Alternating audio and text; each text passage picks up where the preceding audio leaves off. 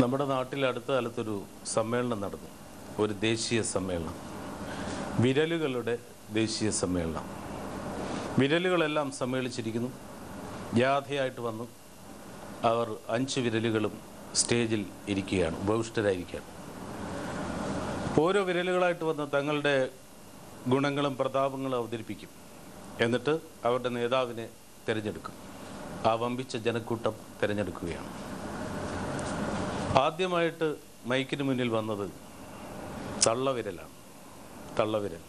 തള്ളവിരൽ വന്നങ്ങനെ നിന്നിട്ട് പറഞ്ഞു, ഞാനാണ് തള്ളവിരൽ. തള്ളവിരലാണെന്ന് പറഞ്ഞ് എന്നെ അങ്ങനെ തള്ളിക്കളയൊന്നും വേണ്ട. ഞാനും ശക്തിയുള്ള വിരലൊക്കെ തന്നെ. ഞാൻ ഇവരുടെ മാതാവാണ്.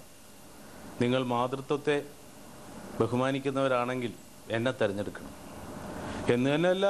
മാതാവാണെന്ന് വെച്ച്, ഞാൻ സ്ത്രീയാണെന്ന് വെച്ച് എനിക്ക് കരുത്തില്ലെന്നൊന്നും വിചാരിക്കണ്ട. നമ്മളൊരു ഭാരമുള്ള വസ്തു എടുക്കുന്ന സമയത്ത് നിങ്ങൾ ശ്രദ്ധിച്ചിട്ടുണ്ടോ? ഞാൻ മാത്രമാണ് ഒരു വശത്ത് നിൽക്കുന്നത്, മറുവശത്ത് ഈ 4 വിരലുകളും കൂടെ ചെന്ന് നിൽക്കും. ഒരു വശത്ത് ഞാൻ മാത്രമാണ്. അതുകൊണ്ട് എനിക്ക് ശക്തിക്ക് കുറവൊന്നുമില്ല.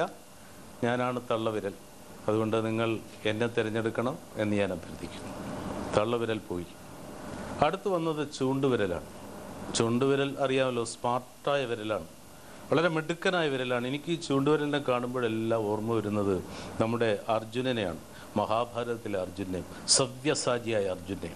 ചൂണ്ടുവിരൽ വന്നിങ്ങ് നിന്നു, വളരെ സ്മാർട്ടായിട്ട് നിന്നു. എന്നിട്ട് അവൻ പറഞ്ഞു, പ്രിയമുള്ളവരെ, സുഹൃത്തുക്കളെ, ഞാനാണ് ചൂണ്ടുവിരൽ. ചൂണ്ടുവിരൽ എന്ന് പറഞ്ഞാൽ ചൂണ്ടുന്ന വിരൽ എന്ന് പറഞ്ഞാൽ അധികാരത്തിൻ്റെ വിരൽ, അംഗീകാരത്തിൻ്റെ വിരൽ, ആജ്ഞാപിക്കുന്ന വിരൽ. നിങ്ങൾ അധികാരത്തിൽ വിശ്വസിക്കുന്നവരാണെങ്കിൽ, നിങ്ങൾ അംഗീകാരത്തിൽ വിശ്വസിക്കുന്നവരാണെങ്കിൽ നിങ്ങൾ എന്നെ തിരഞ്ഞെടുക്കുക.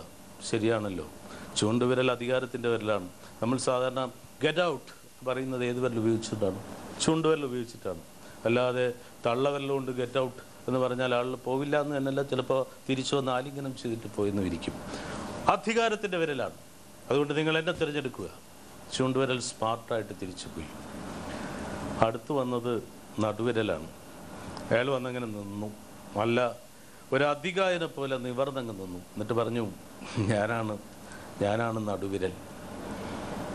നിങ്ങൾ ശ്രദ്ധിച്ചിരിക്കും, ഞങ്ങൾ 5 പേരും കൂടി ഈ വേദിയിലിരിക്കുമ്പോൾ നിങ്ങൾ ശ്രദ്ധിച്ചിരിക്കും, ആർക്കായിരുന്നു തലയെടുപ്പ്? എനിക്ക് തന്നെ അല്ലേ? ഞങ്ങൾ 5 പേരും കൂടെ ഒരു വഴിക്ക് പോയാൽ, ഒരു പ്രശ്നമുണ്ടായാൽ, ആദ്യം ആളുകൾ വന്ന് ആ പരാതി പറയുന്ന ആരോടാണ്? എന്നോടാണ്. കാരണം ഞാനാണ് ഇവരുടെ രക്ഷാധികാരി.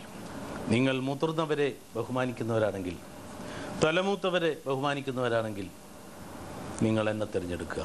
വളരെ ശാന്തമായിട്ട് പറയാനുള്ളത് അവതരിപ്പിച്ചു കഴിഞ്ഞിട്ട് നടുവിരൽ പോയി.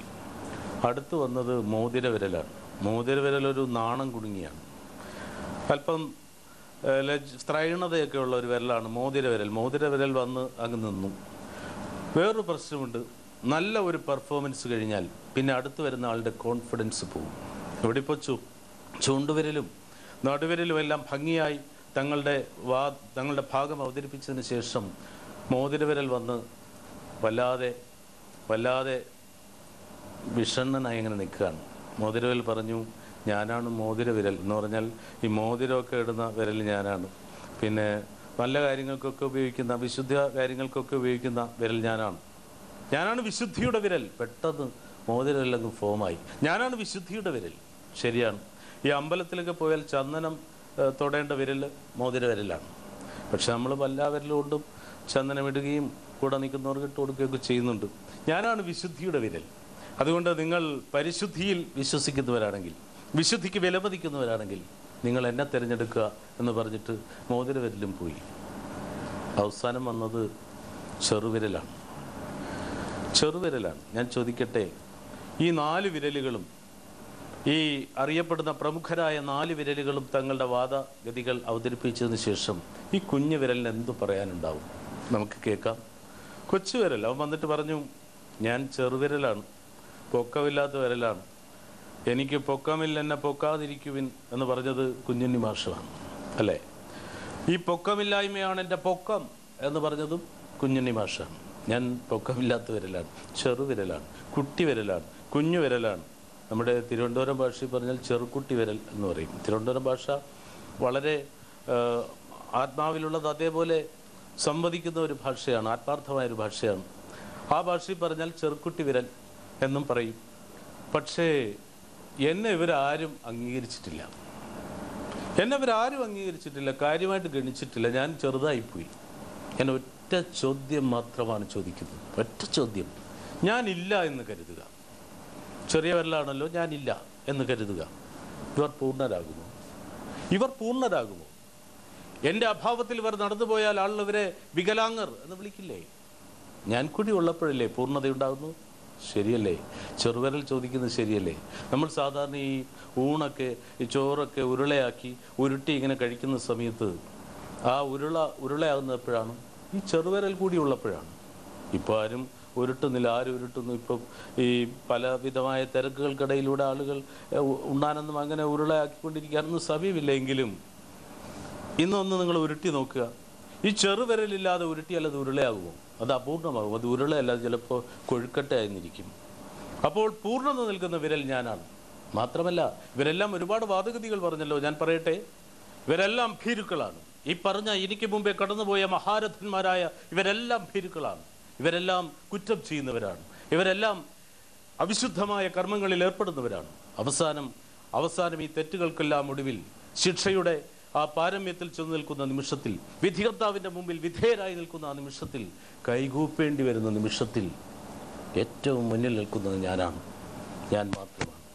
മറ്റ് ധീരന്മാരെല്ലാം പിറകെയാണ് നിൽക്കുന്നത്. അതുകൊണ്ട് നിങ്ങൾ ധൈര്യത്തിൽ വിശ്വസിക്കുന്നവരാണെങ്കിൽ, പൂർണ്ണതയിൽ വിശ്വസിക്കുന്നവരാണെങ്കിൽ നിങ്ങൾ എന്നെ തിരഞ്ഞെടുക്കുക. വമ്പിച്ച കരഘോഷത്തോടെയാണ് ചെറുവിരൽ പോയത്. ഞാൻ ഈ സംഭവം ഒരുപാട് വേദികളിൽ പറഞ്ഞിട്ടുണ്ട്. സ്കൂളുകളിലും കലാലയങ്ങളിലും അങ്ങനെ ഒരുപാട് വേദികൾ പറഞ്ഞിട്ടുണ്ട്. അവിടെ എല്ലാം ഞാൻ ചോദിക്കും, നിങ്ങളാണെങ്കിൽ ആരെ തിരഞ്ഞെടുക്കും?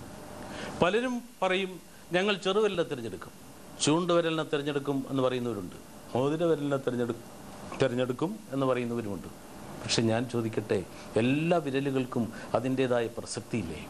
എല്ലാ വിരലുകൾക്കും അതിൻ്റേതായ പ്രാധാന്യമില്ലേ? നിശ്ചയമായും എല്ലാ വിരലുകളും സജീവമാണ്, അവയ്ക്ക് അവരുടേതായ പ്രാധാന്യവുമുണ്ട്. അതുകൊണ്ട് നമ്മൾ ഈ കോംപ്ലക്സ്, ഒരാൾക്ക് എന്നിൽ നിന്നും കൂടുതൽ കഴിവുകളുണ്ട്, മികവുകളുണ്ട് എന്നുള്ള കോംപ്ലക്സ് മനസ്സിൽ പുലർത്തേണ്ട ആവശ്യമില്ല. ചെറുവിരലിനെ പോലെ, മോതിരവിരലിനെ പോലെ ഓരോ വിരലുകളും സ്വന്തം അംഗീകാരത്തിൽ സജീവമായി വിശ്വാസമർപ്പിക്കുക. ആ വിശ്വാസത്തിൽ ജീവിതത്തിൻ്റെ വിജയപാതയിലേക്ക് കുതിക്കുക.